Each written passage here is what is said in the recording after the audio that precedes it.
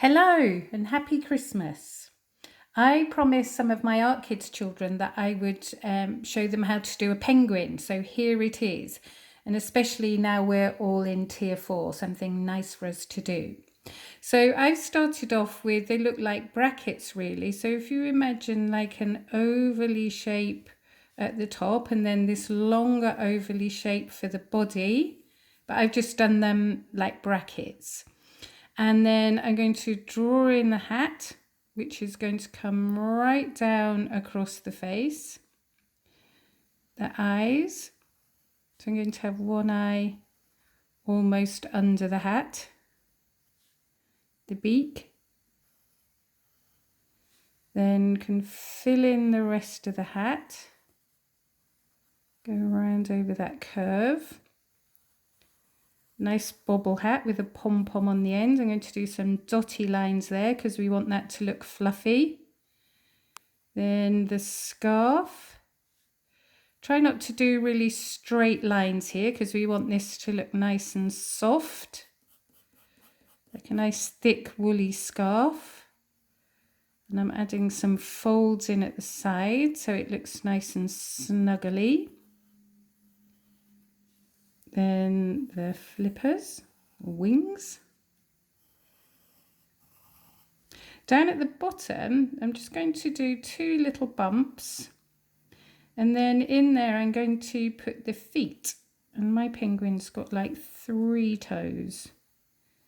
Just sticking out there at the bottom. And then we can draw in the snow line. So this part's going to be snow, this part's sky. And the white bit for the tummy. And then the last thing I'm going to do, I'm just going to rub out any lines that I don't want. And then we're ready to paint.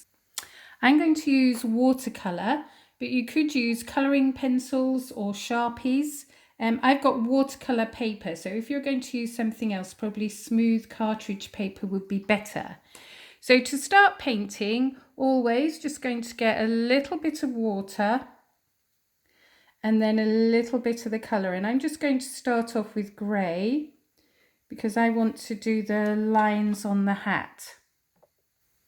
I've got a nice pointy brush here. This is a number 6 and it has a lovely point on the end. So it means I can do nice thin lines. So I just want to show you where the ribs of the knitting are on the scarf or on the hat. Okay, might make those a bit thinner. And then on the pom-pom, I'm just going to do a few dots just to give the effect that this is nice and fluffy. If you think your colour's a little bit dark, all you need to do is just get a bit of kitchen roll and you can just take off some of the colour and that dries it as well. Now I've got a nice bright red colour, so I'm going to do some lines going around the hat. I'm going to curve these because this is going to help make the hat look round. And then I'm going to do some going across the front of the hat as well. So these have changed direction. And then the same going on the scarf.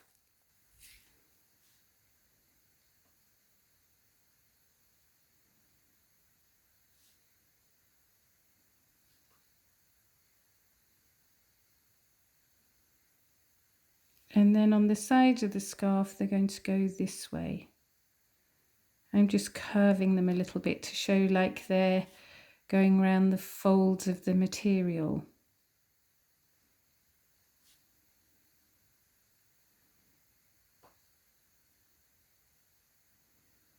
And then using the very tip of the brush, I'm just going to do some nice thin lines to show the fringe on the bottom.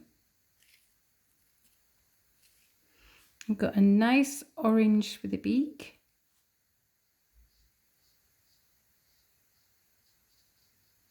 And the same colour for the feet. When I'm painting, I like to go around the shape first and then fill it in. That helps you to keep the paint inside the shape. It's always a good idea with watercolour to let your paint dry.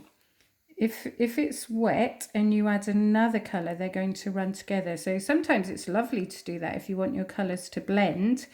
But if you want to keep them separately, if you just do your painting and then let it dry before you add another colour. I'm going to paint the eye. If you find this a little bit tricky, you could leave this till the last thing and just add a little bit of felt pen instead of doing it with a paintbrush. Then I'm going to paint the black, and again I'm going to go around the shape first. This is going to help me paint the bits that I want to and not the bits that I don't want to. So you need to be quite careful here. And then we can just, once we've painted around the shape, we can fill it in.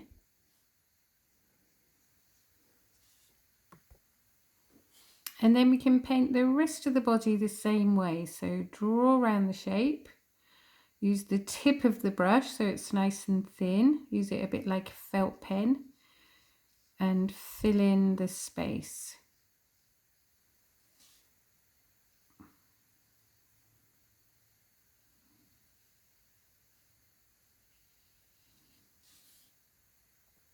If you want to add a background, a nice easy way to do some snow is just to get a white oil pastel, press quite hard, and then you can paint over with a wash of colour.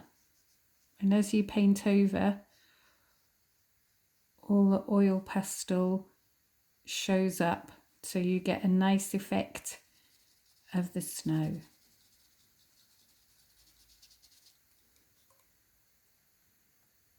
And there's our penguin complete.